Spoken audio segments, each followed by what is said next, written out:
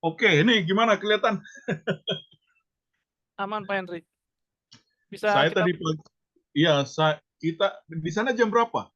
jam 4 kurang. Iya, beda 6 jam kita ya. Iya. Oke, sip. Baik, Jadi kita tadi jam 8 ya, jam 10, 2 jam lalu sudah bangun. Terus kemudian aku rasa aku masih capek, jadi aku tidur lagi. Pak Aditya yang ini, yang kacamata nih. saya Pak Dedi Pak. Saya MC Pak. Kebetulan nanti Oke, oke. nanti dimoderator oleh Pak Adit. Biar Oke, oke. Sip, sip. biar baik. Saya buka dulu ya Pak ya. Oke. Silakan, Baik. silakan. Bismillahirrahmanirrahim. Assalamualaikum warahmatullahi wabarakatuh. Yang kami hormati, yang pertama ada Bapak Kajun Metalurgi Pak Dr. Abdul Aziz. Kemudian yang kami hormati Bapak Denny Suleman Denny Ramdhani dari Pendidikan Vokasi Teknik Mesin. Yang kami hormati para mahasiswa baik dari Teknik Metalurgi dan Pendidikan Vokasi Teknik Mesin. Hari ini Alhamdulillah kita sudah kehadiran Pak Henry selaku pemateri utama. Eh, Hari ini kegiatan akan dipandu oleh Pak Aditya Trenggono yang sehari-hari merupakan dosen di Teknik Metalurgi Universitas Universitas Sultan Ageng Tirtayasa di Fakultas Teknik. Untuk waktu dan tempat dipersilakan. Ya, terima kasih Pak ya. Perkenalkan, nama saya Hendriaku Tampu Bolon. Jadi dari marga sudah tahu ya lah ya. Tapi banyak yang belum tahu bahwa saya itu lahir di Sulawesi. Sulawesi di kota namanya Sorowako. Jadi nama saya kan Henry Ako. Jadi Henry dari Sorowako. Nah, tapi kalau orang nanya, saya bilang, oh saya orang Sulawesi. Ya orangnya lahir di Sulawesi kan. Saya ke Batak ya palingan bisa dihitung jari lah. Jadi saya nggak terlalu kenal Batak. Saya kenalnya Sulawesi.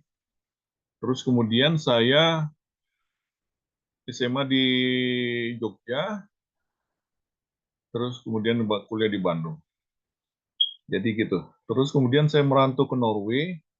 Awalnya saya riset bidang metal forming. Nah, terus kemudian saat lulus bidang bidang itu lagi down, tapi bidang subsea lagi booming. Jadi aku masuk ke subsea lah. Aku nggak tahu sama sekali bidang subsea ini. Jadi awalnya saya hanya bermodalkan uh, ilmu metal forming, ilmu mekanik saja sebenarnya. Jadi kalian kalau bidangnya metalurgi ke sini nggak nggak terlalu banyak juga nyambungnya, tapi menurut saya ya, engineering itu yang penting logikanya aja sih, ya. Terus menguasai dasar-dasarnya. Nah, itu yang total. Oke, saya akan present subsnya. Ini presentasi saya waktu di ITB, tapi di ITB saya presentasi dua atau 3 hari ya. Nah, ini aku Eh, maaf Pak Henry, ya mungkin ya materinya belum di-share Pak, belum kelihatan. ya, saya belum chat. Saya baru ngomong aja ini. Jadi, oh ya, materinya saya nggak bisa share ya. Saya hanya bisa presentasi, nggak apa-apa ya. Ya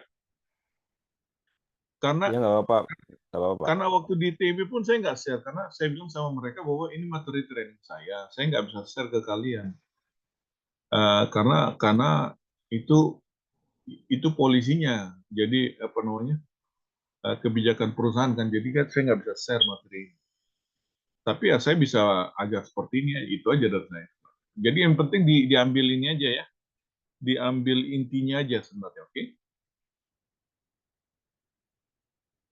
Iya, saya masuk ke materinya sekarang.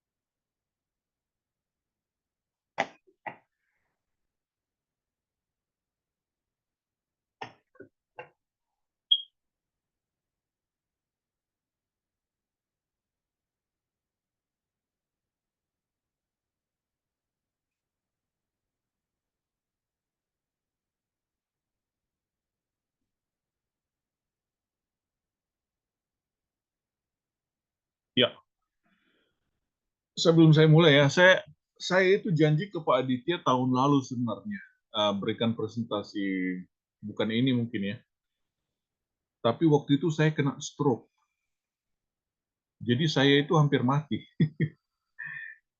Serius ini, serius. Jadi kenapa saya nggak ada berita? Karena saya itu waktu itu koma. Waktu kejadian harusnya saya berikan kuliah itu koma. Karena apa itu Halo Pak? Halo? Ada yang komen tadi? Iya. Oh enggak Pak, terus Pak, terus Pak. Iya, jadi waktu jadwal itu saya itu koma ya. Jadi kenapa terjadi? Karena saya itu tidur sekitar jam 2 pagi. Ya karena kalau nggak bisa tidur saya baca buku engineering saya. Nah itu nggak boleh. Jadi ini saya share ini jadi pelajaran jangan melakukan itu lagi. Ya. Terus kemudian apa namanya? Benar-benar serius. Saya itu hampir mati loh. Untungnya saya masih hidup sekarang. Jadi saya bilang sama Pak Aditya, oke lah Pak, saya nggak akan nolak karena saya itu sebenarnya sudah mati sebenarnya. Jadi kemudian masih hidup ini ya bersyukurlah sama Tuhan ya. Jadi ada yang mau dengar saya ngomong ya, saya apalagi namanya, saya share aja ke teman-teman. Oke? Ya. Jadi SAPSI ini adalah bidang saya sekarang. Seperti yang di poster itu ya,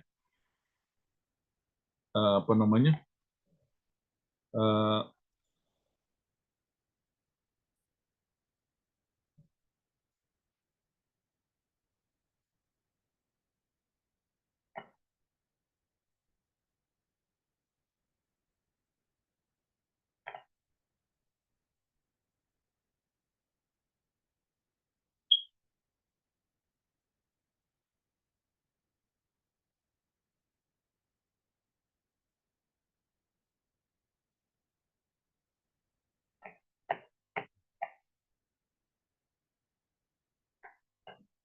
ya lihat lihat presentasi saya.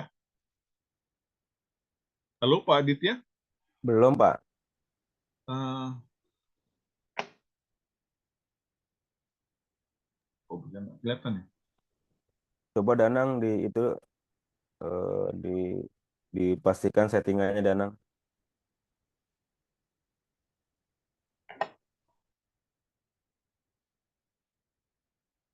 Share share screen mungkin. Mana screen tadi?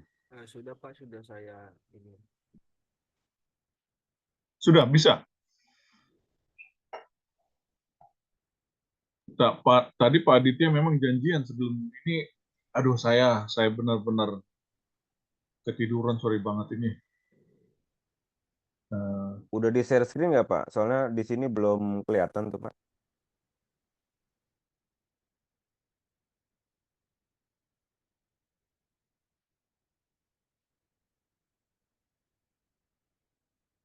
Advanced share option ya.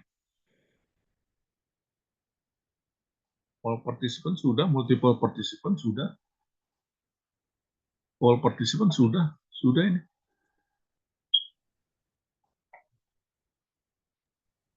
Mungkin pilihnya ini Pak yang one participant aja kali Pak. Enggak, all participant. Ah ini udah Pak, udah Pak. Udah ya. Mungkin tinggal di apa di optimize aja kali Pak. Iya. Tunggu ya.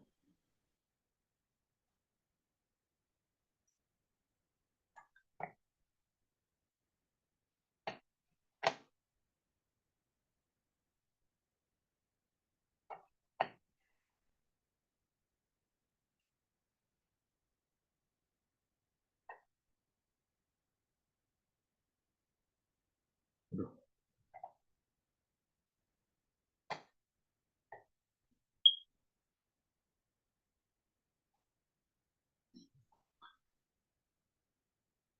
Kok nggak bisa semuanya ya saya share ini ya?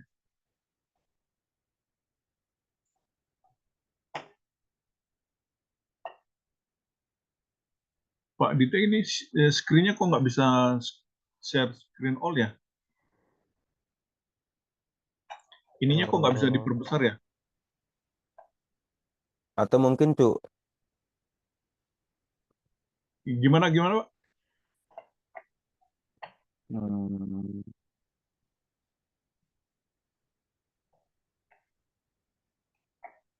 bagian apanya ya? Nah, ini nih udah gede nih. Oh ya cukup Pak. Oh, ya Pak cukup Pak. Oke.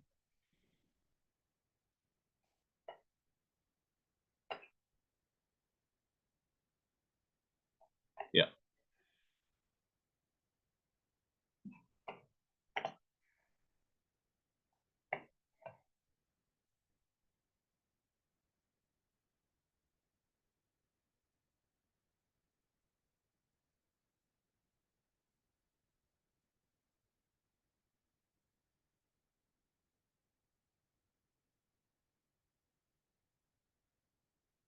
Nah, saya mulai dengan video aja dulu, oke? In gas fields, sooner or later the reservoir pressure becomes too low to maintain natural flow at a satisfactory production rate. Cost-efficient solutions to boost the well stream and regain satisfactory production rates are then required. As a result of emerging subsea processing technology, subsea gas compression has matured as a field development element. The potential benefit of this technology is that it eliminates the need for surface production, facilitates and supports production from reservoirs otherwise not seen as economically attractive. Sea gas compression solutions are associated with substantial technical challenges. Several key components are well known from surface production applications, but need to be constructed differently to meet the special subsea requirements. Special engineering attention is needed to ensure the performance of the compressor and motor unit, the control and power distribution system, as well as other key process components, such as for separation, cooling, and pumping. All these elements are needed to successfully exploit the full potential of subsea gas compression. In addition, surface compression systems are relatively complex. When bringing this technology subsea, it is even more important to focus on overall simplicity to ensure low cost and reliable operation. Several gas fields are now being developed and designed as subsea to shore solutions, in spite of the long distance to the processing facility. Two of the highest profile field developments are the Ormen Lange and the Snøhvit fields. These two have both been developed solely as subsea to shore solutions, without surface processing facilities offshore. At some stage, such fields will need gas compression close to their wellheads. Subsea gas compression eliminates the need for a surface facility. Hence, the potential benefit for gas fields solely based on subsea technology is one of the main drivers for the development of subsea gas compression technologies. The second main application type is where gas is to be produced with a tie-in to an existing host processing facility or pipeline with a different pressure level. Subsea gas compression could, in such cases, be used without any further need for modifications or pressure reduction of the existing infrastructure.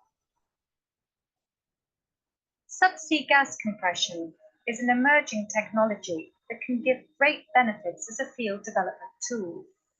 The economic potential and technical feasibilities are such that this technology should be attractive for any potential operator.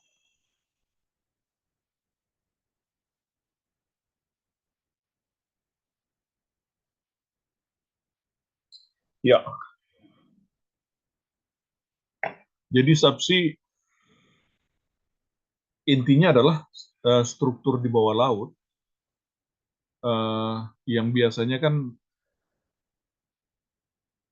hanya reservoir, kemudian sumur, terus kemudian pipeline. Nah ini diproses di bawah laut pun sekarang pun diproses di bawah laut sekarang. Jadi cukup kompleks sekarang.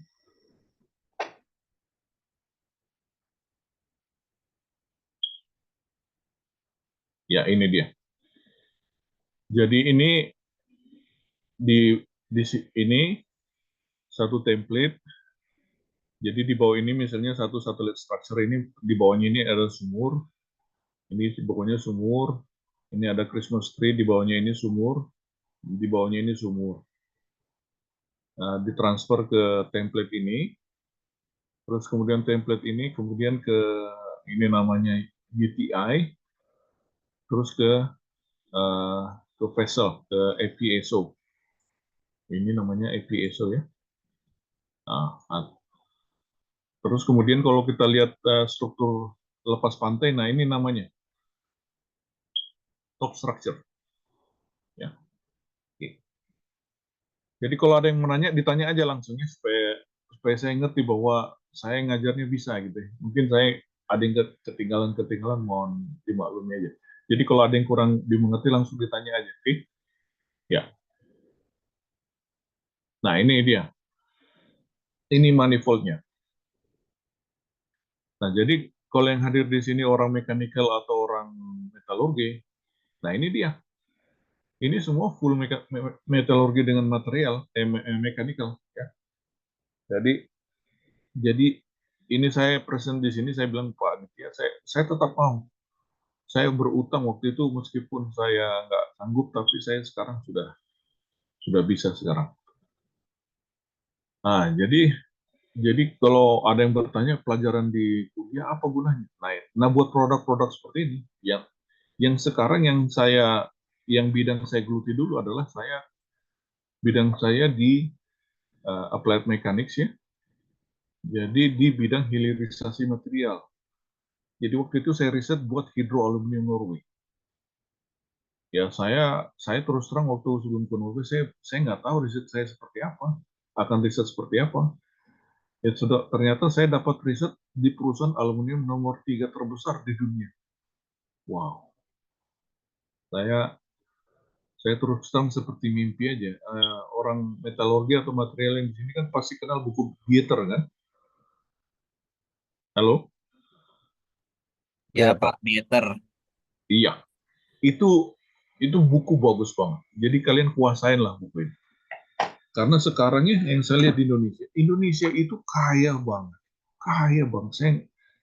Saya setelah lihat negara Eropa ini, Indonesia itu kaya banget. Saya nggak tahu bagaimana bisa jadi seperti itu Indonesia. Eropa ini nggak ada tambang. Eropa ini nggak ada tambang loh. Jadi kalau kalian ke sini nggak ada tambang nikel, nggak ada tambang apa namanya tembaga, tapi mereka punya produk. Nah, itu keuntungannya orang di sini. Indonesia kebagian nambang aja. Nah, kalau Indonesia, beberapa diskusi saya ikut ini, saya bilang, kalau Indonesia bisa, memang susah ya, tidak segampang yang saya ngomong seperti ini. Kalau Indonesia bisa mengolah mineral itu jadi produk, Indonesia itu jadi negara industri yang hebat. Kita berharaplah dengan Pak Prabowo ini ke depannya, karena jangan lagi main-main lah. Indonesia ini kaya banget, serius kaya banget. Saya ngomong ini berulang-ulang, karena saya sudah lihat negara barat ini, tidak ada yang sekaya Indonesia. Nggak ada yang negara sekaya Indonesia. Mereka ini bisa produksi karena dulunya melarat. Kalau tidak begitu mereka nggak ada duit. Nah kita masalahnya terjajah. Nah itu masalahnya. Dua sisi yang berbeda ya mas. Tapi keseimbangannya sekarang adalah kita hanya bisa mengekspor mineral itu tanpa mengolahnya. Akhirnya jadilah yang seperti sekarang. Aduh, saya terus terang kalau melihat saya sebelum ke Norway itu kerja di tambang nikel ya di Indonesia, Inco namanya. Sekarang namanya Vale. Itu saya nggak ada lihat negara sekaya Indonesia, nggak ada.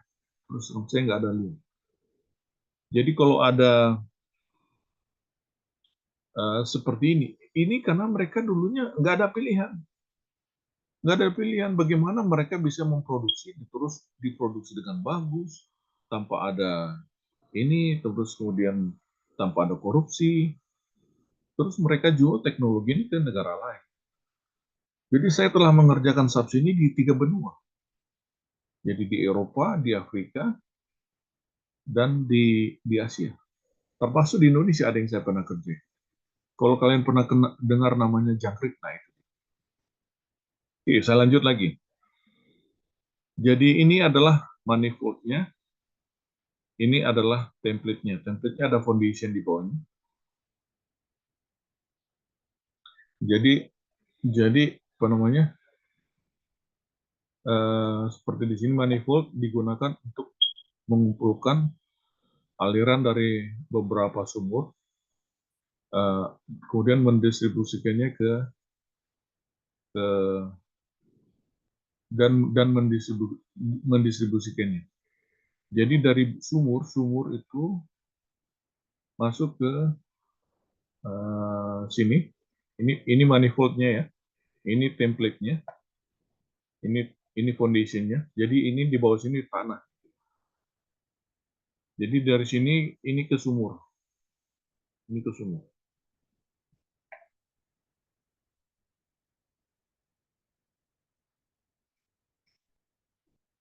Nah, ini ada beberapa sistem, ada sistem cluster dengan ada sistem satelit.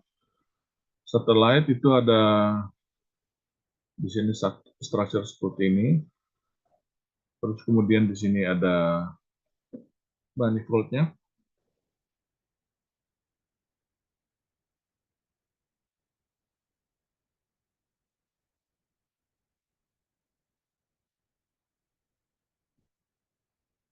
Nah, terus kemudian ini Christmas tree yang di atasnya ada PGB. Ini PGB seluruhnya namanya, Permanent Guide Piece.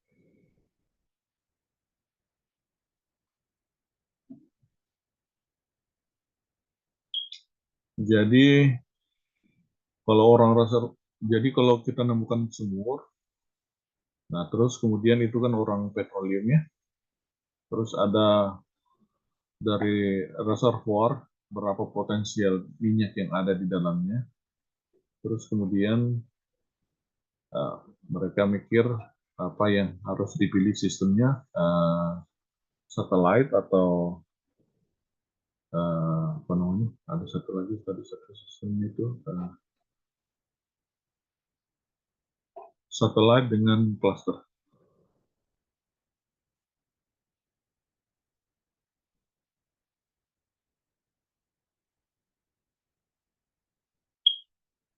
Ya, ini dia. Jadi kalau di bawah laut itu menurut aturan di sini, termasuk di Indonesia, jadi nelayan itu nggak boleh tidak bisa memancing. Dia tetap bisa memancing. Makanya ada namanya protection structure seperti ini. Ini namanya protection structure. Nah, di bawahnya ini ada template, manifoldnya, ada template-nya yang di bawah sini. Jadi nggak boleh dihalangi orang nelayan memancing. Nah, tapi sisa ditaruh aja pelindung seperti ini. Jadi kalau ada apa namanya alat pancing atau nelayan besar, ada anchor-nya itu dia nggak akan bisa mengganggu structure karena ada structure. Ini contoh di Gulf Mexico. Oh ya, sebelumnya saya kerja di FMC Technologies, kemudian ke Aker Solution. Kedua-duanya adalah perusahaan subsea.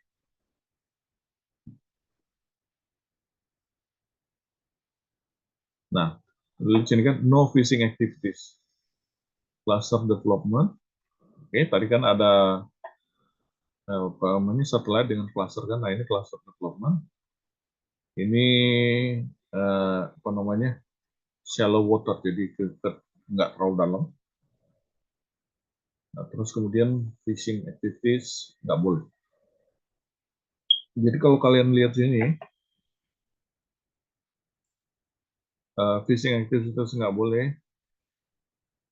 Mungkin karena itu makanya protection structure-nya nggak ada di sini. Tapi kalau di Norway ini nggak boleh karena nelayan pun harus bisa memancing. Jadi perlakuannya sama. Nah, kalau lihat kan Norwegian Continental Shelf di apa namanya di Norwegian Continental Shelf harus ada protection structure seperti ini. Karena fishing activities-nya harus tetap boleh berlangsung. Kenapa? Karena bisnis apa namanya ikan itu di Norway adalah bisnis yang besar, bisnis yang besar.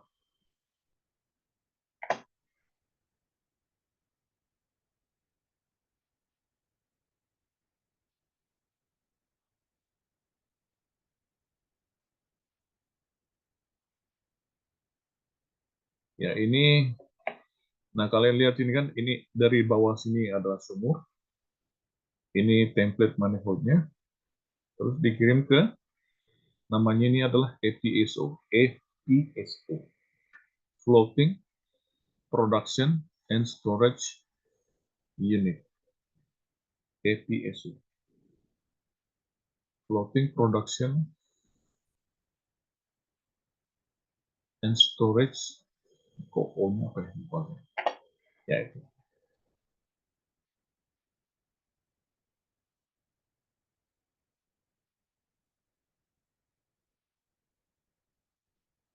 Ya, jadi sistem yang dikembangkan ada tie-in capacity, protection requirement, soil data seperti apa, instalasi seperti apa, drilling seperti apa, equipment seperti apa, toleransi seperti apa, kapasitas equipment seperti apa.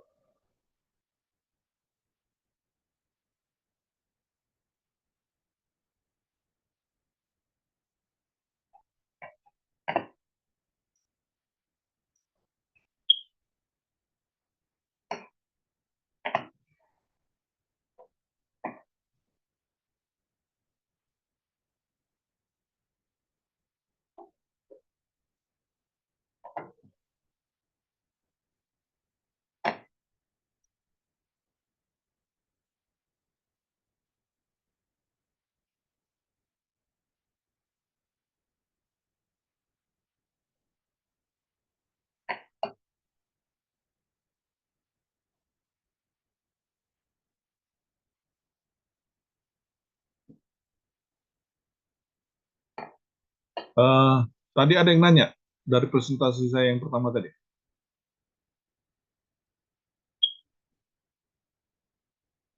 Boleh, Pak. Saya mau bertanya, Pak. Pak Henry. Boleh. Silakan. Saya tertarik ini melihat nama saya Rul Munir, Pak ya.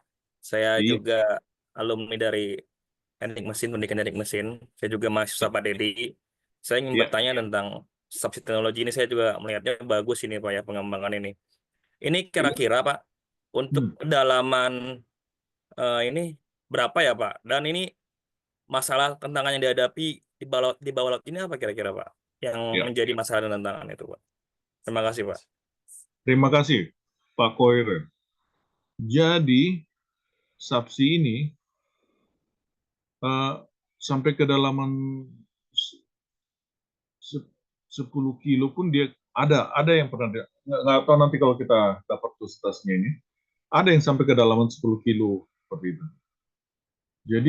Jadi memang apa namanya, tantangannya besar, tapi juga potensi minyaknya besar di bawah laut itu.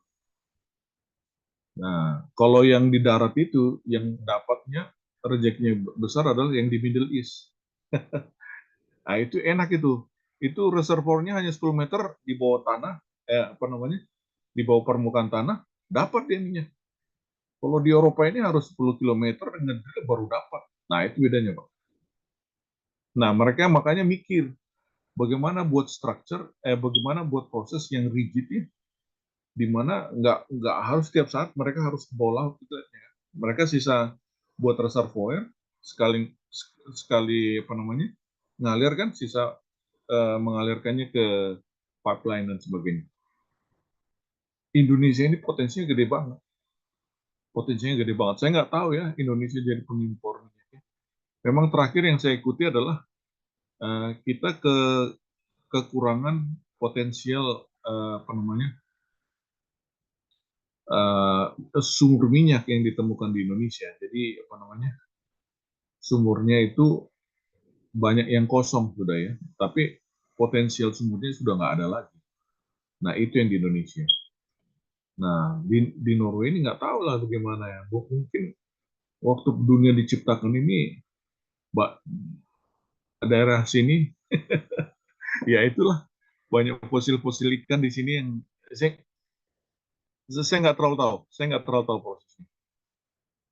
Ada orang menganggap bahwa mereka nggak percaya bahwa minyak itu daripada fosil-fosil ikan, nggak percaya. Ya memang sudah ada aja minyak itu di bumi ini. Ya benar juga ya, tapi ada yang percaya bahwa minyak itu dan fosil-fosil ikan. Nggak tahu yang mana yang benar. Nah, seperti itu, Pak. Jadi mereka buat subsidi sebenarnya untuk mempermudah mereka memproduksi minyak. Jadi biaya produksi dari subsidi offshore ini gede.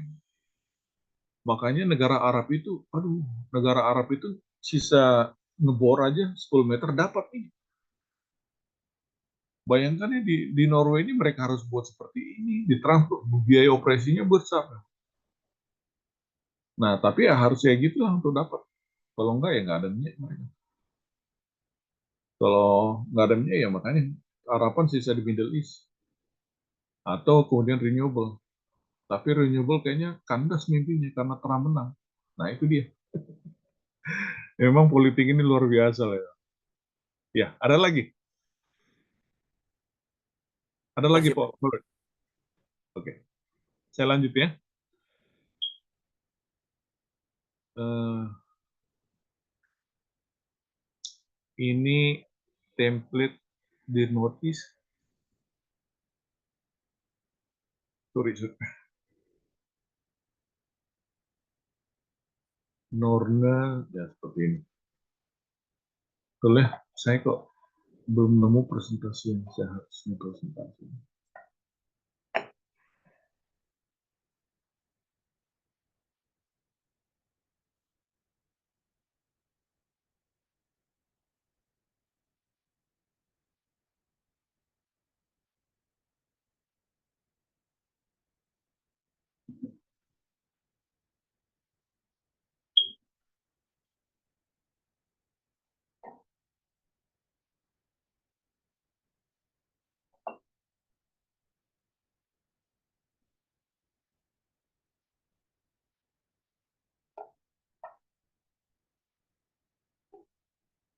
Ya.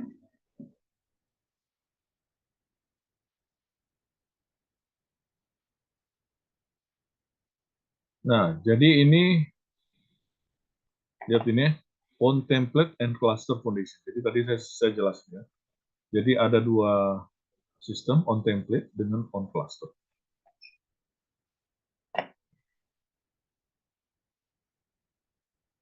Nah, ini template-nya, ini Christmas tree. Ini Christmas tree. Ada yang bertanya mungkin, Christmas tree itu apa, Pak? Christmas tree itulah jadi apa namanya dari sumur, jadi supaya nggak langsung ke apa namanya, eh, nggak langsung ke pipeline. Kalau langsung ada apa-apa di bawah sumur kan meledak kan, gitu kan. Jadi kemudian makanya pelindungnya adalah Christmas tree. Nah, Christmas itu ditaruh di sini, ada Christmas tree di sini, ada di sini, di sini. Nah, itu namanya di sini namanya foundation base structure.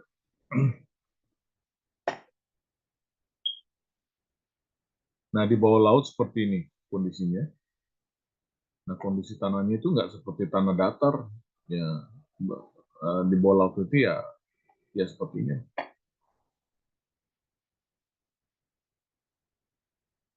Nah, ini seperti ini, sloping seabed. Jadi ini tadi foundationnya, ini manifoldnya, ini jadi dibedakan antara foundation ini ke bawah ini adalah tanah. Nah, ini pipeline-nya ini ke sini.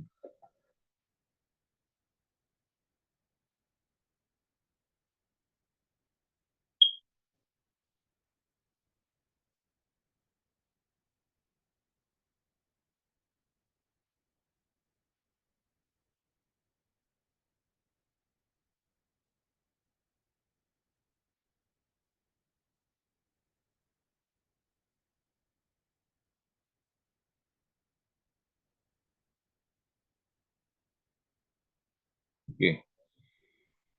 Jadi ini di template-nya ya, template ada protection structure-nya. Nah ini tipikal Norway ya. Jadi di Norway itu nggak boleh dibedakan antara orang yang kerja di offshore dan kerja di sini.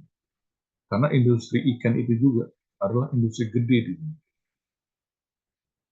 Saya terus terang terkagum-kagum aja, wah luar biasa. Kalau di sini ikan itu perusahaan ikan punya vessel itu yang gede-gede, bukan yang kalau kita kan apa kapal nelayan itu yang kecil-kecil kan. Di sini nggak ada yang kecil-kecil itu. Karena ikannya pun yang gede-gede, yang salmon itu gede-gede. Ya, jadi memang harus dipikirkan di Indonesia bagaimana yang terbaik. Karena terus terang, wah, saya berkali-kali saya nggak ada lihat negara sekaya Indonesia di Eropa. Kita itu salah salah urus aja menurut. Nah ini foundationnya ya. Jadi ini ke bawah tanah. Nah ini untuk menginstalnya ini di press dengan udara dari sini. Nah udaranya itu dimasukkan ke sini, terus kemudian diinjeksi dari permukaan laut udaranya, terus untuk apa namanya mengkompres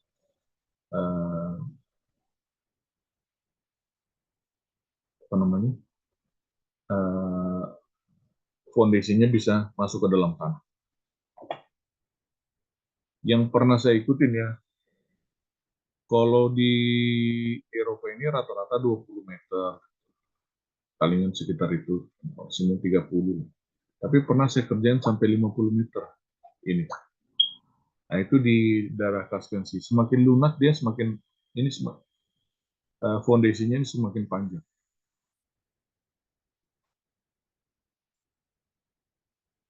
Nah ini dia. Ini template namanya. Jadi ini foundasinya. Jadi ini semakin lunak tanahnya, ini semakin panjang. Semakin keras ya, ini semakin pendek.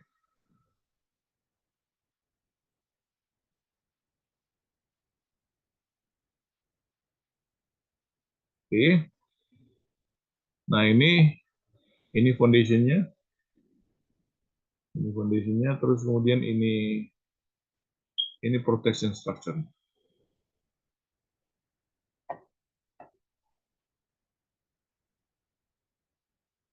Nah, saya nggak tahu ya, kayaknya saya belum kirim ya. Jadi ilmu apa Pak Henry untuk menguasai? Ilmu di sarjana ini itu udah lebih dari cukup. Saya terus terang amazed loh waktu kerja di bidang ini. Ternyata ilmu sarjana aja sudah cukup untuk ngerjain ini. Kalian nggak percaya mungkin kan? Ilmu sarjana di Indonesia itu cukup loh ngerjain ini. Ya untuk beberapa bagian memang diperlukan yang higher education. Tapi ilmu yang harus kalian benar-benar kuasain di sarjana itu adalah ilmu mekanika teknik, ilmu material, ilmu ilmu fluida, ilmu termo beberapa bagian di sini. Tapi terutama ilmu mekanika teknik ya. Itu kalian harus benar-benar kuasain ilmu itu.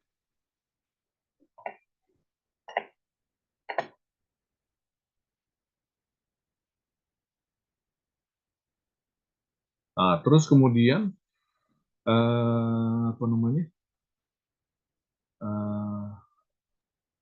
Maaf Pak Henry. Iya, Saya- silakan.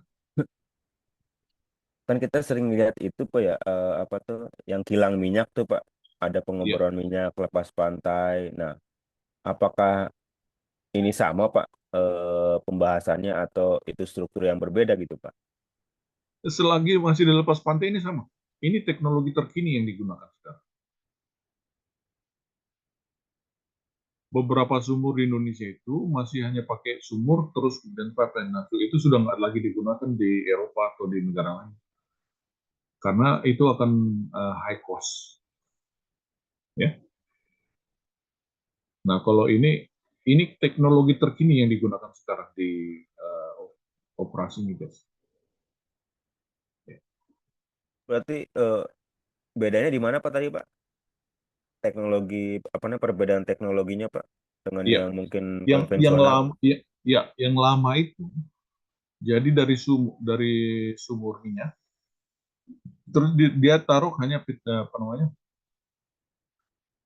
terus dia taruh Christmas tree, terus alirkan minyaknya ke pipeline. Nah, terus dengan yang sekarang ini kan teknologi ini semua dia kontrol dari permukaan laut. Jadi ini gunanya semacam mengontrol, karena nggak mungkin dia deploy orang ke dalam ngecek ya apa namanya di bawah laut itu apa yang terjadi. Ini enggak. Ini di beberapa bagian ini ada kameranya. Jadi bagaimana semua operasi itu semua dikontrol dari permukaan laut. Ini makanya intinya di sini gunanya teknologi. Jadi nggak ada lagi dari sumur kemudian apa namanya sumur Christmas tree pipeline udah nggak ada lagi yang apalagi di Eropa itu udah nggak ada karena itu high cost. Makanya dia pakai ini. Karena ini bisa dikontrol dari permukaan laut. Nah, itu gunanya. Itu berarti di atas itu Pak nggak ada aktivitas manusia gitu Pak maksudnya? Seperti saya bilang tadi, di Norway itu tidak boleh dibedakan antara orang mencari ikan dengan orang kerja di minyak. Boleh aja semua. Makanya ada protection structure tadi kan. Nah, tapi Oh, di bukan Pak. Kalau saya lihat kalau saya lihat di film gitu Pak ya. Kalau ya, di pengeboran minyak kan memang ada kayak kantornya gitu Pak ya untuk orang yang bekerja. Nah, kalau struktur yang seperti ini apa sudah otomatis gitu Pak? oh gini. Yang kalian lihat yang top structure-nya itu kan ya. Oh, ya.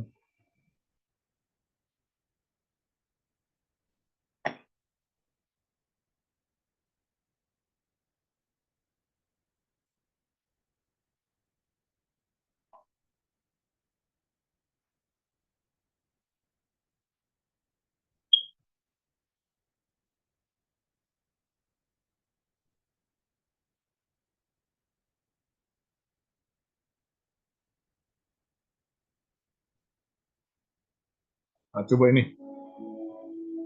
This is the Caspian Sea, Kelihatan the sama largest kalian? area of enclosed water in the world. It has no outflows and Iya Pak, shores with kelihatan Pak. Ya, Russia, sip. Kazakhstan, Kita lihat dulu ini. Turkmenistan, and most significantly for the Shah Deniz project, Azerbaijan. Underneath this landlocked sea lies the Shah Deniz field, measuring 22 kilometers long and 7 kilometers Ini proyek wide. yang saya kerjakan It dulu. is Azerbaijan's second largest field with an estimated resource of 1 trillion cubic meters of gas, enough to power the average household for 70 million years. In 1996, an agreement was signed allowing the BP-led consortium to prospect the field. BP and its co-venture partners carried out an extensive appraisal of the field for over a decade, including drilling some of the most complex wells in BP's history. In order for the Shah Deniz Stage 2 project to achieve its aim of first gas in 2017, an extensive list of engineering and logistical challenges will need to be met. These challenges facing the project start with the field geology which lies below the Caspian seabed. Directly below the seabed there is over 4 kilometers of overburden rock. This is made up of thousands of layers of sand and shale under which sit the Shah Deniz sandstone reservoirs. These sediments were deposited over the last 5 million years by the Volga River, which flows into the Caspian Sea from Russia in the north. The reservoir rock intervals are called the Balahani of the seabed. These formations contain a stack of sandstone reservoirs in excess of 700 meters thick. The rock in the location of Shah Deniz has been compressed to form an anticline. This structure enables the huge volumes of gas to be trapped, which is then held in the pore spaces between the sand grains. 5 million years after the sediments were first deposited, and 1 to 2 million years after the rocks deep beneath the Shah Deniz structure started generating gas, it is ready to be recovered.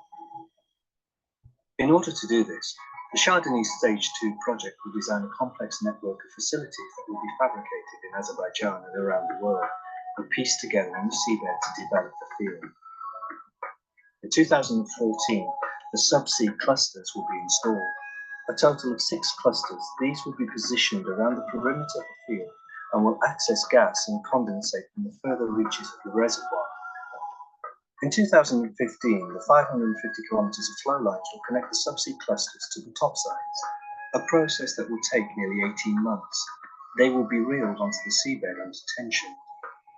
At the north end of the field, the 22,000-ton jackets that will support the topside structures in 95 meters of water will be installed from a barge. The PR and QU decks will then be installed on top of the jackets later the same year, connecting the pre-installed marine export pipelines to the onshore facilities. Millions of engineering and fabrication hours will provide thousands of tons of state-of-the-art hardware required to complete the facility, each individual structure contributing a vital piece of the overall facility, and each structure individually designed to complete a specific task. In 2017, the Shah Deniz Stage 2 project can begin production. But before that can happen, all the vital individual assets that will make up the project will need to be delivered. The first of 2 platforms is the Shah Deniz Bravo Production Riser platform. This is the point where all the subsea flow lines connect to the offshore processing facilities. It also houses the production separators, flash gas compressors, and condensate export lines. The second topside structure, the Shah Deniz Bravo Portage Utilities, will be connected via a bridge to the SDB PR and will house the accommodation module, power generation, and utilities for the 2 platforms.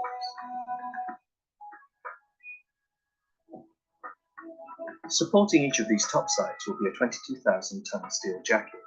Because of the lack of heavy lift vessels, these jackets have been designed with space at sea level height that, once installed, will allow clearance for the barge carrying the topsides to float above it and lower the topsides onto it. The production trees will each weigh about 70 tons. At first gas, there will be 9 fabricated and installed on the seabed to cap the 15,000 psi of the gas in the reservoir.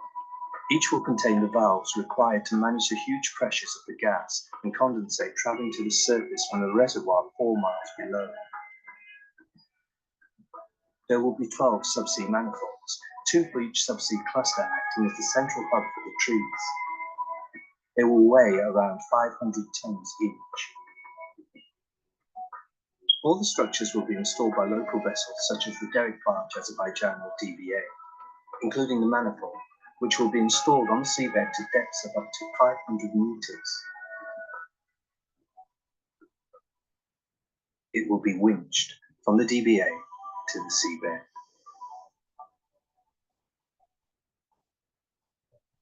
Once it reaches the seabed, ROVs will orientate it correctly, lowering it finally over guideposts onto a suction caisson foundation buried 35 meters into the seabed. Once on the foundation, the ROVs will lock the manifold into position using the locking pins. 6-inch rigid jumper spools will connect the manifold to the trees, and 10-inch spools will connect the manifolds to the flow line termination assemblies. Umbilicals will then connect the subsea distribution unit to complete each subsea cluster. These clusters, however, are the tip of the iceberg. They cap wells that penetrate over 6 kilometers below the seabed to access the reservoir. Ordinarily, the well paths will be drilled vertically from above into the top of the structure. However, the Shah Deniz field has an extensive no-drill zone area directly above the reservoir, as well as active mud volcanoes. The wells will need to be drilled at an angle to undershoot the no-drill zone. A series of exploration wells will be drilled to the reservoir before the commencement of Stage 2 production. Eventually, up to 30 production wells will be drilled. Each one will follow a predetermined and precise route to the reservoir and connect the reservoir to the facilities on the seabed. The average well is predicted to produce around 4 million cubic meters of gas per day at pressures of between 9,000 and 15,000 psi. At this stage, the gas is leaving the ground for the first time in 3 million years and is now taking the first stage in a complex journey to arrive at its final destination.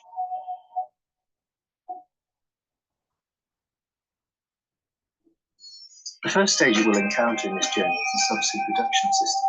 On top of each well is the Christmas tree. From here, the gas and condensate will travel along a rigid jumper spool to the manifold. From the manifold, it will continue along another rigid jumper spool to the flow line termination assembly, where it will begin its journey along the flow lines towards the topsides. From here, the gas must travel distances of up to 17 kilometers to the platform. This journey will see it passing up and over cliff edges of the escarpment that runs along the length of the field, as well as negotiating a mud volcano, before reaching the base of the topsides, where it will pass through the subsea isolation baths. The fluids then travel up the risers to the SDB-PR platform for processing. It makes its way through an intricate network of valves and piping on the west end of the platform and onto the topsides manifold before being directed to the first process where the gas, condensate and water can start to be separated. The high-pressure separators divide the gas, condensate and water in huge tanks, allowing gravity to separate the three elements.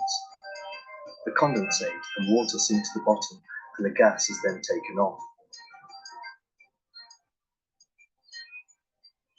The remaining fluids are then sent to the low-pressure separators where the process is repeated. The gas is then sent to the flash gas compressors. Here, the inlet scrubber knocks out any remaining liquid before entering the first stage compressor. The gas is then intercooled and fed into the second stage, where this last process is repeated. The remaining gas is sent to the export pipes, which make their way down the jacket and onto the seabed.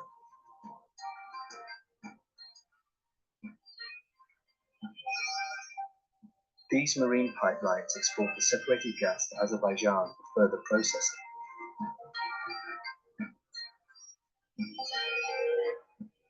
In all, it will be a 90-kilometer journey along the seabed to the shore.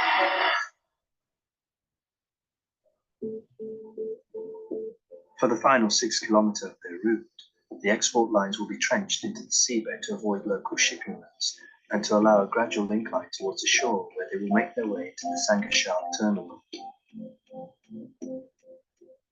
The Sangashal terminal is situated on the Azerbaijan coast on the shore of the Caspian Sea. It has been exporting oil since 1997. The original site houses the facilities that process the output from the ACG fields. This was expanded at the end of 2001, with additional facilities to process the output from the first stage of the Shah Deniz field, which expanded the capacity to its current 1.2 million barrels per day. In 2016, a further expansion will see the facilities capable of also dealing with the second stage of the Shah Deniz project.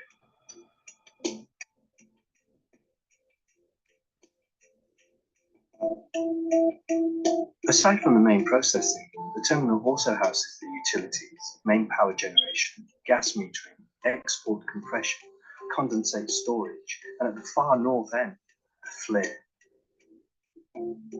The gas processing, however, starts on the west side of the terminal extension, where the export lines arrive and send the gas into a slug catcher. From here, the gas goes through 2 parallel processing trains. Gas is cooled in the gas-to-gas heat exchanger and enters the inlet scrubber. It then passes through the turbo expander as part of the final gas processing. The export gas compressors then pressurize the gas prior to its long journey along the South Caucasus pipeline. The gas is now ready for market and leaves the Sangashal terminal via the existing 42-inch pipeline, which runs nearly 700 kilometers from the terminal to Europe. In order to transport the additional 16 billion cubic meters of gas per year, 2 additional loop sections running alongside much of the existing SCP will be built as part of the South Caucasus Pipeline Expansion Project. The first section of SCPX will run 445 kilometers through Azerbaijan. The pipe's ability to allow for elastic bending will give it the flexibility to accommodate the challenging geography, allowing the flow of gas to continue under major rivers, villages and roads, rough terrain and seismic fault crossings, as well as reduce the amount of impact on the landscape and the environment. There will be 2 new compressor stations along the route, CS1 and CS2, as well as a gas offtake into Georgia's network, and an off-taker to the Turkish network. In all, up to 25 billion cubic meters per year may move along the expanded SCP, providing gas recovered nearly 1,000 kilometers away. In 2017, the Shah Deniz field will be operating at its new capacity, exporting up to 16 billion cubic meters of gas per year and 100,000 barrels of oil per day. A $20 billion investment, it will have a significant positive impact on the local economy, creating up to 10,000 local construction jobs. The state-of-the-art, locally fabricated facilities that will be in place on the seabed of the Caspian Sea represent over 12 years of engineering challenges and innovation, millions of man-hours, and a combined commitment to develop one of the world's most geologically challenging reservoirs. As a result, Shah Deniz will secure a major part of Europe's energy requirements for many years to come.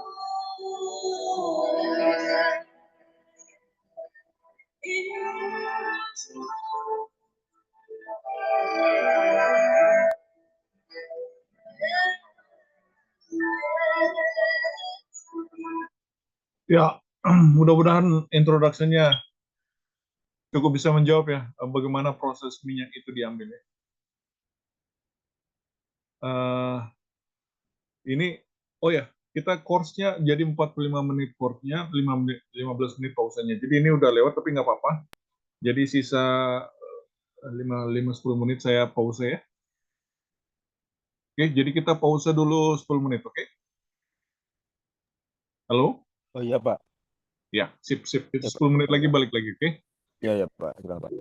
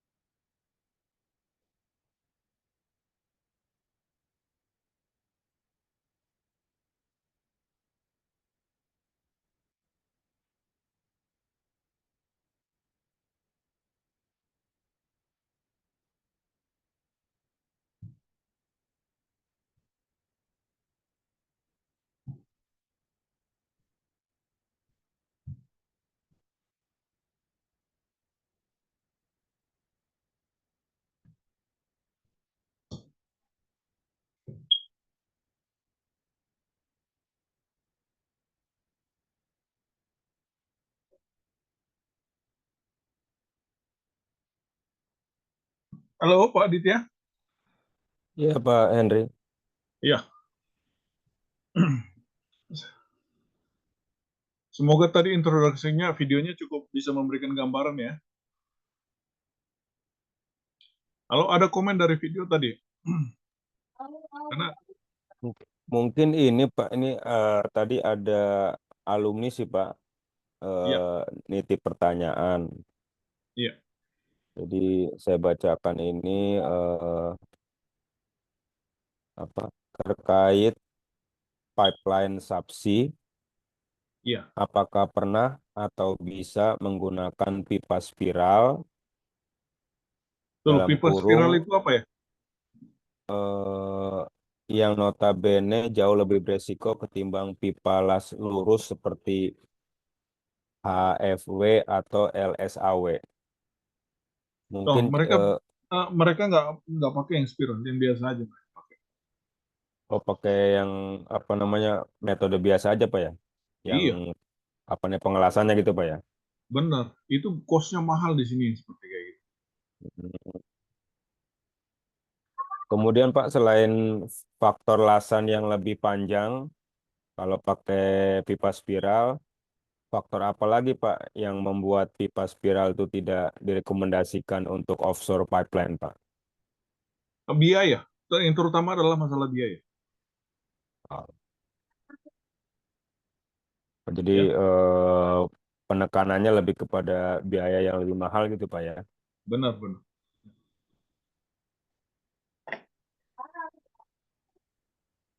Kalau untuk pemilihan bahan Pak, itu umumnya eh, bahan apa Pak yang digunakan Pak untuk Nah, struktur bawah tanah ini Pak? yang Atau terutama adalah high anti korosi ya, karena sangat sangat korosif ya air laut itu. Terus kemudian yang terutama korosif sih, Bang. Ya. Jadi yang digunakan adalah alloy, aduh saya lupa namanya. Pokoknya yang tahan karat. Kalian tinggalnya eh, Universitas Tirtayasa ini di kota mana ya? di apa Cilegon Pak, dekat dengan PT Krakatau Steel. Nah, di situ pasti mereka produksi pipa untuk migas juga kan ya?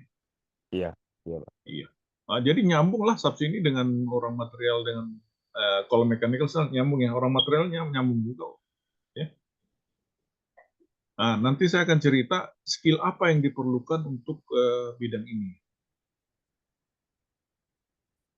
Iya Pak. Baik, Pak. Mungkin ini Pak, saya mengingatkan saja, mungkin kita hanya punya waktu kurang lebih 1 jam. Ya, Jadi nggak apa-apa. eh, mungkin teman-teman yang mau bertanya juga silakan. Ya.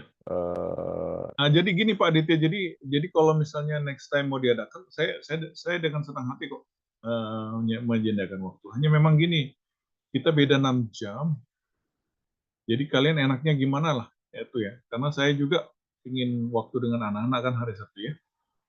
Jadi 1 jam lagi oke lah bagi saya.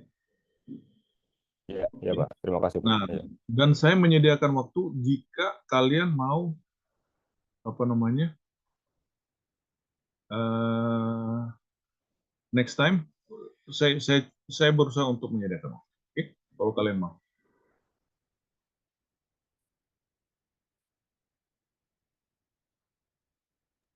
Pak, izin bertanya boleh Pak?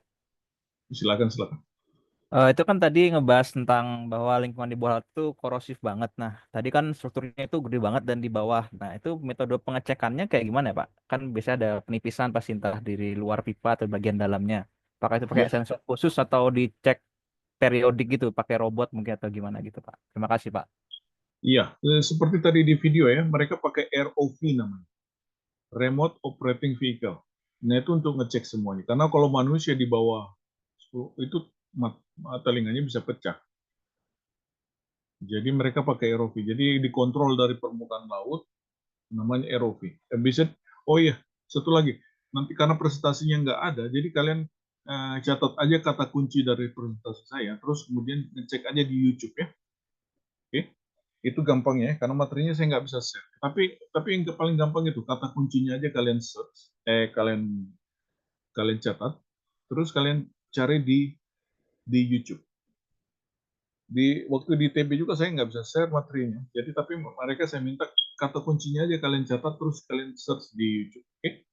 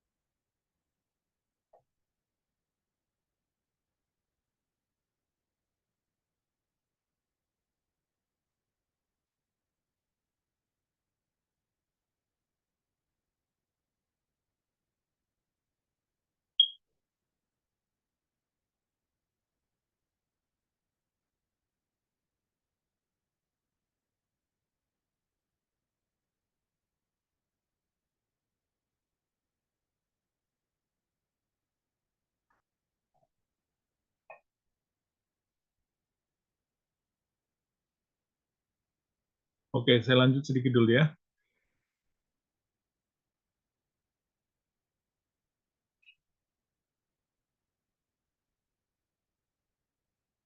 Ya. Nah, ini manifoldnya yang tadi ya.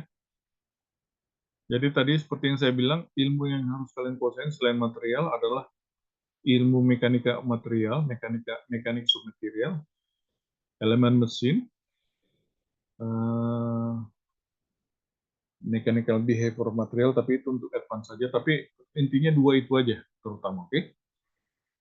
Nah,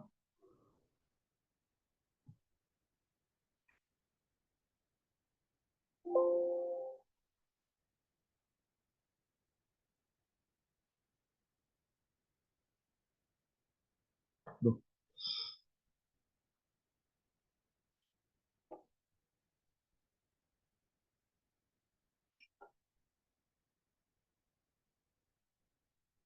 Ini functional requirement. Jadi fungsi daripada manifold ini untuk mengumpulkan aliran dari beberapa sumur, terus kemudian nanti mengalirkannya ke flow line. Nah, itu intinya seperti itu. Nah, ini valve-nya menghubungkan Christmas tree dengan ke flow line.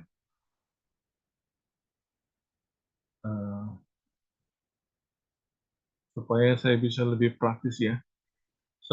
Saya dulu itu menguasai bidang pipeline-nya, jadi saya mendesain pipeline beberapa dulu di Indonesia.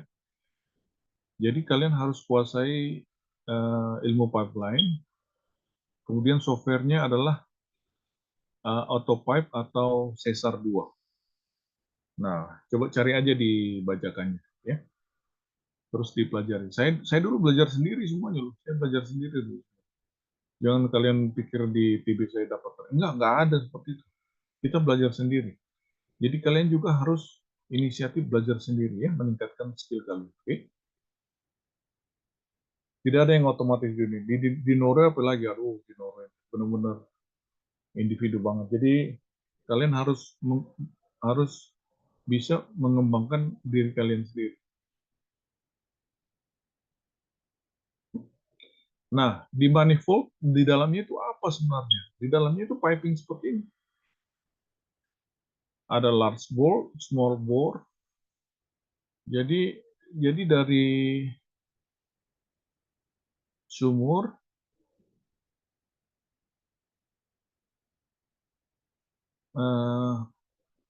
di dalamnya pipa-pipa seperti ini.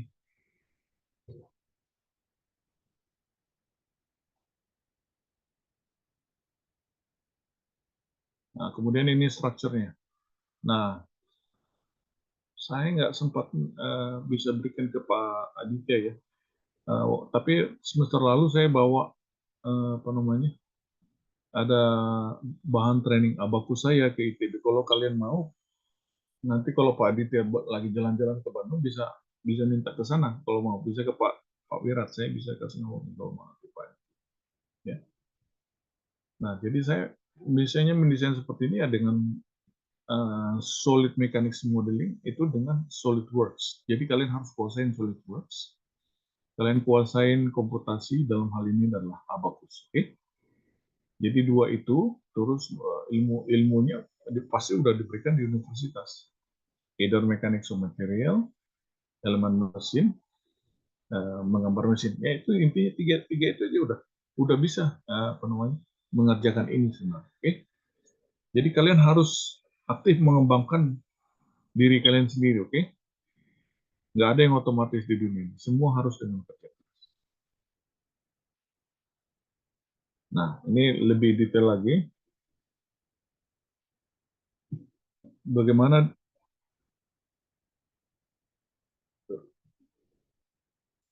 di dalam manifold itu intinya adalah piping ini seperti itu. Tunggu dulu ya, bentar.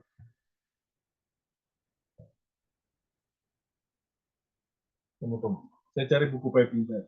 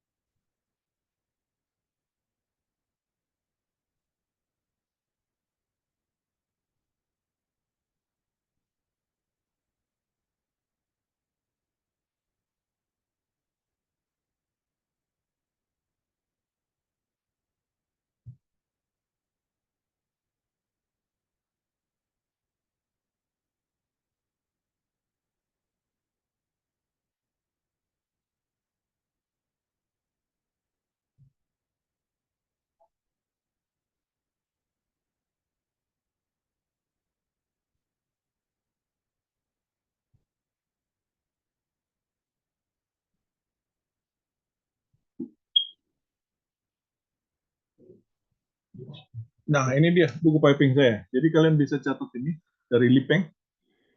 Bisa kalian cari di internet atau gimana caranya. Ya.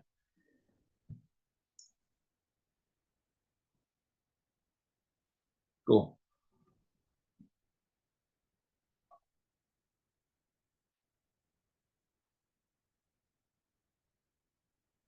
Nah, nanti dengan Caesar 2 atau pipe, kalau saya sih lebih suka Caesar 2 ya. Kita menghitung flexibility-nya, expansion join-nya seperti itu. Nah, ini lebih detail lagi. Di dalamnya ya seperti ini.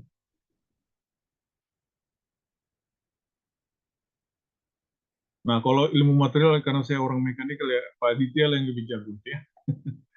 Jadi kalau material apa namanya manifold seperti ini apa aja yang dibutuhkan, terus ketika welding supaya nggak terlalu bisa karat seperti apa mencegahnya, nah itu Pak Aditya lah. Saya nggak terlalu banyak ilmunya kalau itu. Saya palingan ilmu saya di bidang mekaniknya aja, oke? Nah ini piping sistemnya di manifold. Nah ini bisa dan seperti ini tampilannya kalau di software either Caesar 2 atau Autopipe. Jadi kalau sempat kalian beli bajakannya. Nah ini strukturnya untuk apa namanya manifold. Nah ini tampilannya sudah jadi.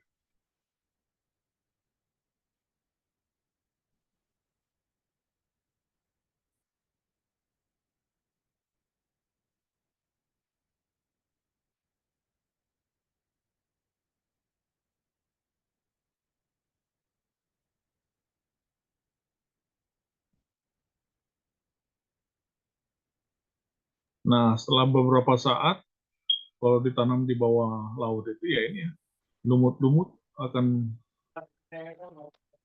Halo, ada yang bersuara tadi?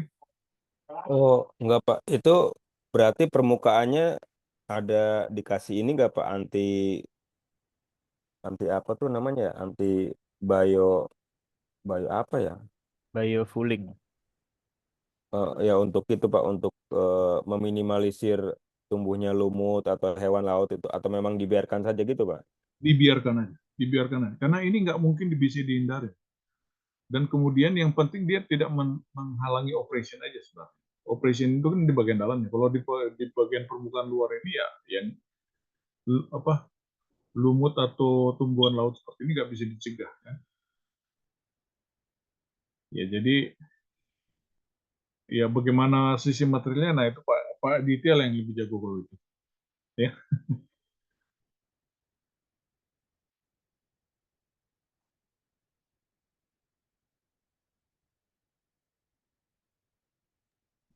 Mungkin ya karena kita Kalau waktunya terbatas ya Pak ya. ya ya Jadi saya penasaran aja sih Pak. Kan ini lab saya ini kan material fungsional Pak. ya Artinya ya jenis bahan yang memang diklasifikasikan berdasarkan fungsinya ya. Jadi prioritasnya itu bukan sifat mekaniknya kan Pak ya. ya. Terutama seperti sensor atau aktuator gitu. Nah, di Hmm. struktur subsea ini untuk yang sensor misalkan Pak, itu sensor apa saja gitu Pak yang mungkin memang lazim digunakan gitu Pak. Ya mungkin kayak sensor ini kali Pak ya, apa namanya, tekanan atau apalagi Pak Ya, sensor-sensor yang dipakai itu. tekanan dengan displacement ya. Jadi pergerakan equipment ini ketika dia beroperasi dia hanya ditolerir sampai sekian milimeter misalnya. Nah itu mereka harus bisa kontrol itu. Nah itu yang terutama sebenarnya. Selebihnya subsea ini kan didesain dengan Pak halo Henry, ya izin ya bertanya. ya Kalau di teknik mesin kan sekarang ada dua Pak ya. Ada ya jurusan pendidikan teknik mesin, ada juga teknik mesin murni Pak. Untuk yang ya. pendidikan teknik mesin ini, apakah boleh apply ya untuk pekerjaan seperti ini ya? Seperti itu Pak ya. Boleh apply maksudnya apa? Boleh bisa bisa nggak sih kira-kira bekerja gitu di bidang seperti ini Pak? Walaupun memang dia sebenarnya arahnya ke keguruan sebenarnya, tapi dia juga belajar sebenarnya elemen mesin dia belajar dan lain-lain juga belajar. Pandangannya Oh, gimana Pak Henry? kalian belajar elemen mesin juga kan? Belajar elemen mesin belajar Ya sinkron udah, kalau versi. kalian belajar elemen mesin, kalian bisa mendesain seperti ini. Kalian bisa mendesain seperti ini. Inilah mengapa saya bela-belain dengan Pak Aditya itu, karena saya bilang potensi kita di Indonesia itu gede banget. Gede banget. Kita punya material dasarnya, kita punya sumber daya manusianya kok. Yang tidak ada adalah sistem di kita yang membuat di mana sistem begitu koruptif. Sorry kalau saya ke arah seperti ini. Siapa yang mau beli produk dari negara yang sangat koruptif? Sorry, bukan saya ngetawain Indonesia, tapi sudah keterlaluan pejabat kita itu. Mereka bermain-main padahal anak-anak kita yang jadi korban. Anak-anak kita itu nggak ada kebagian proyek-proyek seperti itu. Karena siapa yang mau percayakan pekerjaan pada negara yang sangat koruptif? Benar kan? Iya. Ada lagi sebelum saya lanjut? Itu Pak, sama satu lagi. Iya. Kalau di luar negeri, khususnya di Swedia itu tenaga ahlinya wajib nggak sih punya sertifikasi seperti welding underwater, K3, terus juga selain selain NDT gitu dan lain-lain itu wajib nggak itu kira-kira Pak? Tenaga ahlinya Kalau gitu. ya Apakah kalau contoh bidang mandiri saja gitu? ya kalau bidang itu NDT, welding itu semua certified, semua certified. Saya tinggalnya di Norway ya, saya tinggalnya di Norway. Ya. Ada lagi, kalau ada pertanyaan gini jauh lebih menarik bagi saya. Jadi saya tahu apa yang dibutuhkan. Kalau nggak ada saya lanjut dikit aja dulu ya. Kalau itu ANSYS Pak, Iya, diterapkan nggak Pak? iya. Jadi kalau solid modeling, kalian kalau bisa kuasain SolidWorks ya, untuk CAD. Kalau untuk komputasi, saya saranin either Abacus atau ANSYS. Dua itu. Saya pakai dua-duanya. Saya pakai dua-duanya di sini. Jadi kalian kuasain lah. Gitu. Nah, apa namanya? Untuk abacus, saya ada beri kopian trainingnya ke ITB. Jadi Pak Diti kalau mau ambil kopi ke Bandung bisa ke Pak Pawira. Saya bisa kasih nomornya kalau tertarik. Ya. Iya, Pak. Jadi mahasiswa di Universitas Tayasa kalau bisa kuasain itu bagus sekali. Karena kalian kalau kuasain hanya teori agak susah karena setelah kuliah itu biasanya lupa loh. Nah, jadi kalian kalau bisa kuasain CAD itu sekali lagi saya ulang ini karena ini penting banget bagi saya. Kenapa saya ulang-ulang? Itu berarti penting. CAD-nya kalian kuasain SolidWorks atau yang lain, tapi saya rekomendasi ke SolidWorks karena itu yang saya pakai. Terus komputasinya either ANSYS atau Abacus. Oke, semoga jelas ya. Semoga jelas ya, Pak Adit ya. Nah, ini ada titipan pertanyaan nih, Pak. Iya, silakan. Dari siapa? Ilham apa ya? Jadi ada 2 pertanyaan. Tadi Ilham melihat ada slide yang mencantumkan adanya krip, Pak. Iya. Eh, Kalau krip seperti itu advance analisisnya ya. Tapi apa namanya? Analisisnya nggak bisa dilakukan secara manual. Itu dilakukan secara komputasi dengan Abacus atau ANSYS. Semuanya dilakukan seperti itu. Ya.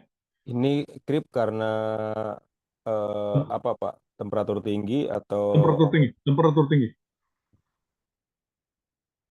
Temperatur tinggi itu, jadi ketika itu operasi kita nggak bisa kontrol lagi. Jadi kita hanya bisa kontrol ketika tahap desainnya. Ya. Nah, tapi tahap desainnya kita juga nggak bisa lakukan secara manual. Itu semua dilakukan secara komputasi.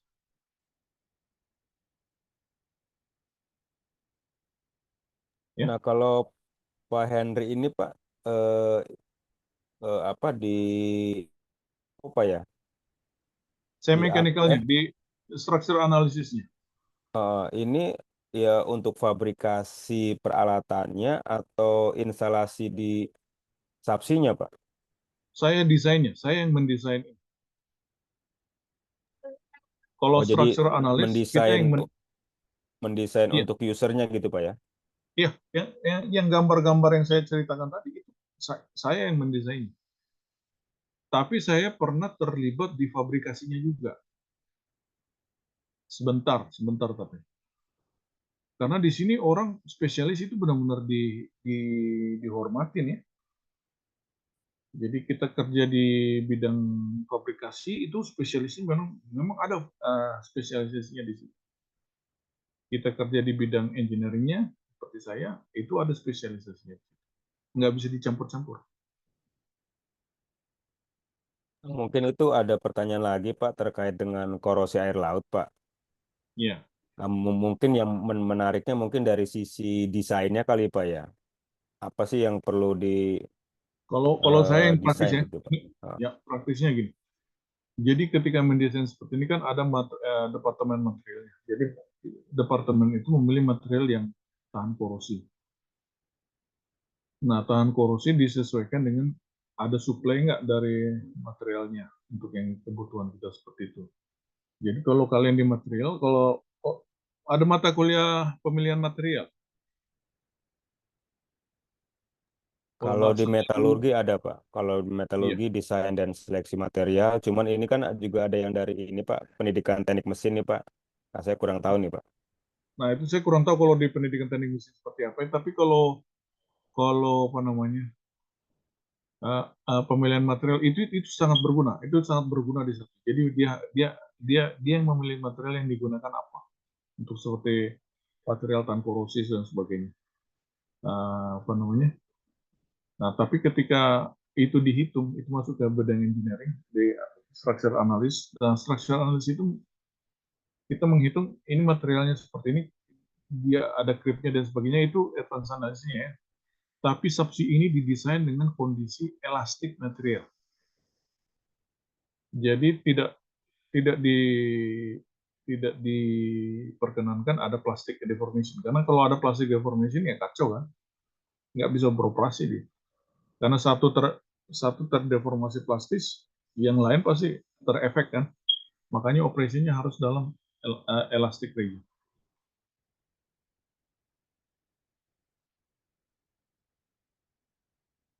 Semoga dimengerti ya. Izin bertanya, Pak. Silakan. Kalau ada pertanyaan gini jauh Tadi lebih kan menarik. dibahas perihal pakai simulasi ya, Pak ya, untuk ini ya Ya, mekanikalnya. aku Nah, itu bilangnya komputasi.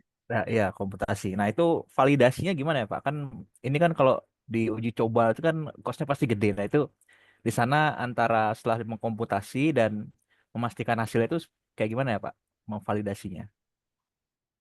Oh, jadi makanya itu seperti tadi yang saya bilang, itu butuh yang spesialisasi ya.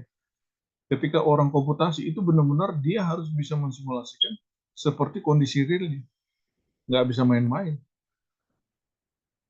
Ya, kita dibilang bahwa kita mudah-mudahan nggak bisa jawaban seperti itu. Mereka tidak harapkan kamu akan dipecat. Mereka hire kamu supaya bisa memberikan justifikasi yang firm. Ini oke atau tidak. Nah, itu dia kalau di sini. Nah, makanya kalau kalian mau di material atau di mekanik larinya pasti ke komputasi ya. Nah, itu tergantung mana interest kalian yang yang kalian ping. Ada lagi?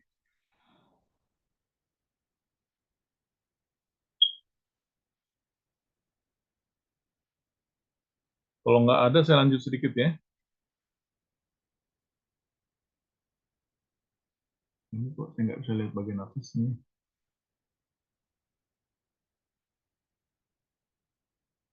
Nah, inilah.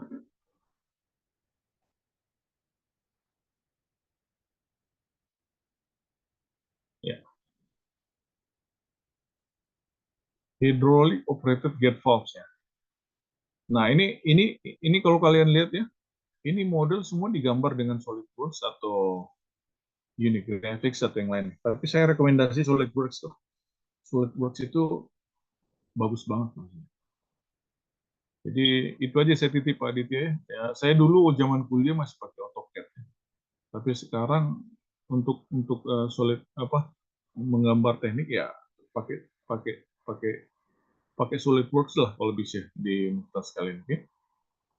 Terus kemudian komputasi, ANSYS atau Abaqus.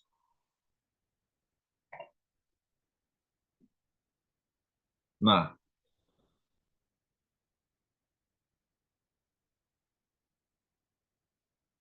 ini hydraulic operated gate valves-nya. Ini ketika sudah dioperasi di bawah laut pasti ada lumut-lumut seperti ini ya. Seperti yang saya bilang tadi, ini nggak bisa dicegah. Jadi ya memang tunggu aja di situ. Hanya ketika equipment ini beroperasi dia nggak boleh mengganggu itu aja.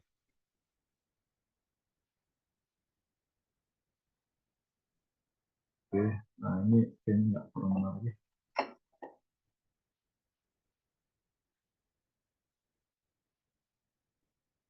Oke, saya yang lain dulu ya.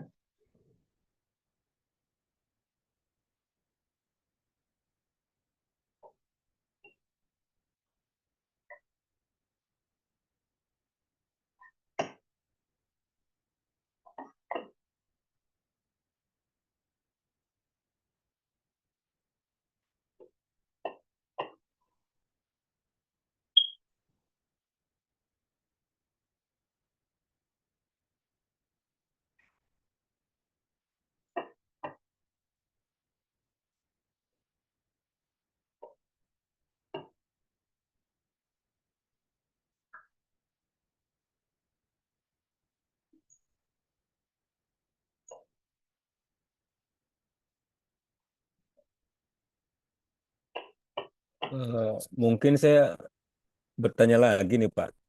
Ya, silakan. Jauh lebih Eh, menarik bagi saya. Jadi supaya saya bayangkan ya saya Pak, di Norway ini kan saya nggak bisa melihat kalian. Jadi kalau bisa ada yang bertanya jadi jauh lebih menarik. Ya, silakan. eh, kan dalam dunia desain itu kan emang ada yang sudah ada standar bakunya Pak ya. Ada juga Ya. mungkin yang berdasarkan best practice gitu Pak. Eh, Mungkin Pak Henry bisa ngasih contoh gitu Pak dalam hal desain seperti ini peralatan yang subs ini yang memang udah standar baku itu yang seperti apa, atau kalau dari perusahaan mungkin yang best practice-nya dalam hal apa gitu Pak? Ya, saya lupa bilang ya, semua desain ini itu harus mengikuti standar yang ada. Jadi nggak boleh nggak. Jadi kita nggak bisa mendesain sembarangan. Nah, nggak bisa. Nggak bisa. Semua harus, tapi tidak tidak terpaku apa namanya desainnya harus seperti ini. Karena kalau suatu perusahaan desain, konsep desainnya seperti ini, perusahaan lain nggak bisa menconteknya. Itu sudah copyright-nya ya. Nah, jadi kalau misalnya seperti ini sudah miliknya FMC. Kalau perusahaan lain mau, dia harus mengembangkan dengan konsep lain. Nah, itu yang ada di persaingan di industri. Makanya saya nggak bisa share ini karena apa namanya, ya itu sudah aturannya ya. Karena perusahaan lain bisa nyontek ya. Dan kemudian bisa ya dia bisa akan kena kalau dia nyontek ya. Tapi paling tidak dia dapat idenya ya. Jadi mendesain seperti ini tidak bisa asal-asalan. Semua milimeter, setiap milimeter di sini itu harus memenuhi kode-kode yang ada. Nanti next di kuliah yang lain saya akan berikan kode-kode apa yang dibutuhkan untuk mendesain seperti ini. Ya, ada lagi yang tanya? Ya, saya rasa untuk yang peserta lebih baik bertanya ya Pak ya, karena memang Benar. ruang lingkupnya terlalu Ya, luas. benar. Dan Terlalu luas dan satu lagi, saya ini kan di Norway, saya nggak lihat kalian. Jadi kalau kalian bisa interaksi melihat yang ada, nah hari ini mungkin cukup introduction aja ya. Next, ya, kalau course-nya, kalian bisa search dengan kata-kata kunci ini ya, bisa search di YouTube sebelum course, jadi kan bisa jadi lebih tahu kan ya. Jadi ketika course saya berikan, kalian tanya, itu jauh lebih menarik. Itu jauh lebih menarik kalau kalian tanya. Waktu Desember itu kan saya langsung beri kuliahnya di TB, jadi saya bisa lihat orangnya. Mereka banyak nanya emang. Nah kalau ini kan saya ada di Norway, kalian di Indonesia. Jadi saya nggak tahu kan, jadi kan kita hanya bisa terhubung eh, dengan Zoom ini. mungkin ini Pak, kayak kalau saya memang kan motivasinya walaupun terkesan kalau sekilas memang tidak ada kaitan erat ya Pak antara misalkan metalurgi dengan substructure gitu kan. Tapi kan kalau yang paham sebenarnya mah kaitannya erat, memang Benar. ada sambungannya. Hanya memang mungkin kompetensinya, keterampilannya memang harus harus eh, lebih dikembangkan lagi, terutama dalam hal apa namanya eh, mekanika kekuatan material seperti itu ya Pak ya, elemen Iya, mesin, iya, pemilihan bahan. Dan memang ini tantangannya karena nggak setiap orang mungkin cocok kali Pak ya, nggak setiap mahasiswa itu nyaman. Ini kaitannya dengan komputerisasi kan Pak, benar. gitu. Komputasi Jadi lah. Ya, komputasi gitu. Jadi ini memang, tapi harapan saya sih memang ini sebagai pintu masuk awal saja, ya. sehingga kita tahu, oh kira-kira kalaupun mau ada Memperdalam. keberlanjutan, ya memperdalam terkait dengan substructure ini, sepertinya sudah, kalau saya sudah kebayang sih Pak, cuma nanti tinggal di follow up seperti apa, Iya, terutama ya di hal ini apa namanya kayak mekanika kekuatan material, pemilihan bahan, elemen mesin. Ya kalau saya bisa mengikuti sih Pak, karena saya kan FTMD ya. Kayaknya Pak Henry juga FTMD ya. FTMD ya, benar. Cuman kalau saya teknik materialnya, mungkin kalau Pak Henry kan teknik mesinnya Teknik ya mesin. sepertinya. Iya, benar sekali Pak Adit. Aduh, saya nyambung ngomong dengan. Kalau FMC itu kayaknya ada Pak Yogi Pak ya, material ITB. Tapi FMC Indonesia tuh Singapura gitu dia tuh. Iya, Yogi dulu, Faratodi. dulu saya pernah ke yang di Jakarta. Saya Iya pernah ya ke Pak. Jakarta. Ya. Iya, Tapi iya. desainnya di Indonesia itu diambil dari Norway. Desainnya di sini. Jadi fabrikasinya di Indonesia. Oh iya, iya, iya Pak. Ya. Ya ini apa? karena di sini sudah mau maghrib, Maghrib. Pak Henry. Iya, iya, Heeh. iya. Saya rasa Oke. sih ini sesuatu Ini yang menarik. Atau mungkin ada yang ingin disampaikan terakhir, Pak Henry? iya, saya hanya berikan introduction aja hari ini loh. Jadi supaya membuat kalian tertarik untuk bidang next presentation di bidang ini, oke? Jadi kalau kalian tertarik, saya menyediakan waktu untuk itu karena ya untuk apa lagi saya hidup, saya sudah hampir mati loh. Jadi kan kalau saya masih bisa hidup ini kan anugerah besar ya saya bisa share seperti ini ke kalian. Jadi itu yang saya minta sama kalian mahasiswa, kalian catat aja kata kuncinya ini. Nah, nanti search di apa namanya? Search di YouTube. Oke? Ya, jadi mungkin dari kami panitia webinar Iya, mengucapkan terima kasih Pak atas persediaan sama-sama, waktunya, sama-sama. walaupun memang ada kendala, tapi saya rasa ini awal yang baik dan mudah-mudahan baik itu Teknik Metalurgi Untirta maupun PTM Pendidikan Teknik Mesin Untirta, mudah-mudahan bisa memfollow up cepat atau lambat. Artinya ilmu dan pengalaman Pak Henry ini bisa di bisa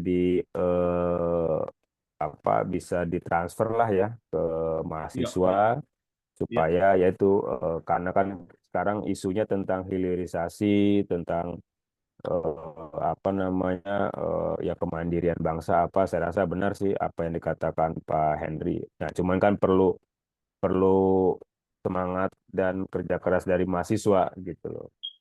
iya, Nah, iya. Sa- eh, saya kalau hilirisasi itu yang saya paling semangat juga memberikannya. Tapi kuliah itu memang kuliah yang susah juga ya. Jadi kalau online seperti saya terus terang nggak tahu bagaimana memberikannya karena saya harus bisa menurunkannya di kelas sebenarnya. Next mudik saya akan berikan kuliahnya ini di plasticity ini di ITB. Kuliahnya itu belum ada, tapi itu full mathematics ya, full mathematics plus komputasi kalau kalau ada waktu saya akan berikan. Nah, terus kalau Zoom ini, nah itu yang saya bingung memberikan kuliah seperti itu di Zoom seperti ini karena itu harus diturunkan di kelas oke, ya. kalau saya kepikiran gini sih Pak, Ya, mungkin ya Pak ya suatu saat nanti mungkin memang training yang memang step by step gitu Pak. Artinya iya, mungkin kayak penggunaan SolidWorks, ANSYS apa, tapi memang yang berupa modul sehingga antara Pak Henry sama peserta di sini memang nyambung. eh, Ada eh, materialnya yang nyambung ya. Ya, ya. gitu tuh Pak. Seperti itu Pak. Nah, kalau itu aku setuju. Kalau itu aku setuju, Pak. Ya, Ya, ya. Ya, kalau dari saya cukup sekian. Terima kasih Pak Henry. Mungkin iya, saya kembalikan lagi ke Pak iya. Dedi. Ya. Silakan Pak Dedi. Sip, sip kalau gitu. Baik, terima kasih Pak Aditya dan Pak Henry. Ini hari ini saya sebetulnya mendapatkan informasi yang sangat-sangat luar biasa, terutama tadi disampaikan kaitan dengan mata kuliah ya. Di kami Iya, memang mohon izin salah satu profil lulusannya itu adalah kan guru quote and quote, jadi kami mengunderestimate pada akhirnya. Tetapi setelah informasi langsung dari praktisi dan tadi sudah disampaikan juga oleh Pak Adit berkaitan dengan apa modul, kemudian step by step yang harus dikuasai, misalkan leveling kan, ada basic, kemudian intermediate dan mungkin kalau di levelnya Pak Henry kan sudah advance ya Pak ya, sehingga ya, biar. teman-teman ya sehingga teman-teman untuk bisa masuk ke advance itu kan di tahapan kuliah itu tentu dia berproses dan saya kira ini sudah apa namanya nanti kita coba susun di internal kami. Terima Iya, kasih Pak Henry. iya. Pak Satu Adit. lagi Ya, satu lagi ya. Saya ada recommended textbook yang saya berikan ke ITB. Saya bisa kirim ke Pak Aditya. Nanti saya kirim baik. nomor HP. Jadi kalau mau diberikan ke mahasiswa buku-buku itu, list buku-buku itu, tapi listnya aja ya, bukan bukunya, bisa dicari di internet atau perpustakaan kalian. Oke? Oke, Ya. Sip, semoga berguna hari ini hanya untuk introducing ya Pak introduction ya. aja Oke, hari ini. Ya. terima kasih Pak. Ya, Sama-sama. terima kasih Pak. Selamat berakhir pekan semuanya ya. Ya, Ya, sama-sama mari. Pak. Mari.